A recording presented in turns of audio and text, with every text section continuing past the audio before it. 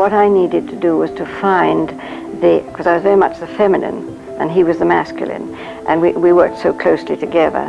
We were like two halves of a whole.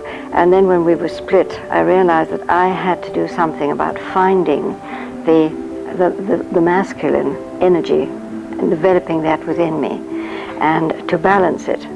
And that took some time too. I think we all hope that everything's going to be instant, like instant coffee and instant this, that, and the other, but it doesn't work that way. It's a question of taking time to work these things through.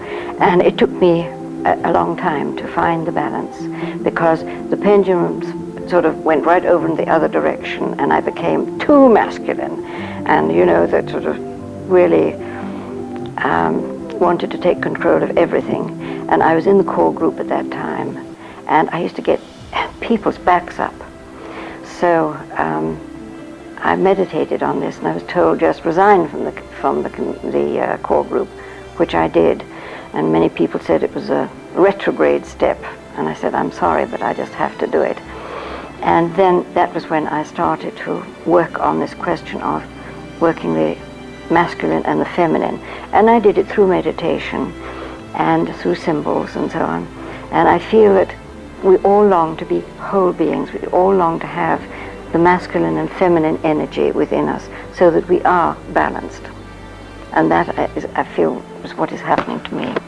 So that's very, very important to highlight then, that masculine and feminine is very different from being a male or a female. No, masculine and feminine. It's energy, really. It's not a male and female, man, woman. It's an energy that one has to find within oneself. And within all people, men and women. That's right. There is that. Oh, absolutely. So for women, it could be developing the courage to speak out. Yeah. For man, it could be a process of being able to more be gentle. soft enough, gentle enough to be a listener, and not to always try and dominate them. That's right. Yes. And men find it very difficult. They have to take really the sort of, I'm going to say, the nurturing and the cherishing side, which they don't find easy. I mean, they've always been right out there, and I feel that that's what they need to do. And I know that's what Peter's had to do. He had a small son, and he had to learn to look after that small son, whereas before I looked after the children. So all these things, he's been developing the feminine part of himself, whereas I've been developing the masculine and bringing it into balance, and he's had to bring it into balance as well. So it's made a lot of change in both our lives.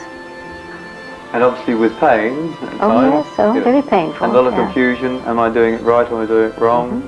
Should I be more aggressive, more assertive, and so on? Yes. Or am I going too far? What's the happen? That's the problem, is getting that balance. It is, and to me, this is where prayer comes in. This is where really asking for grace comes in.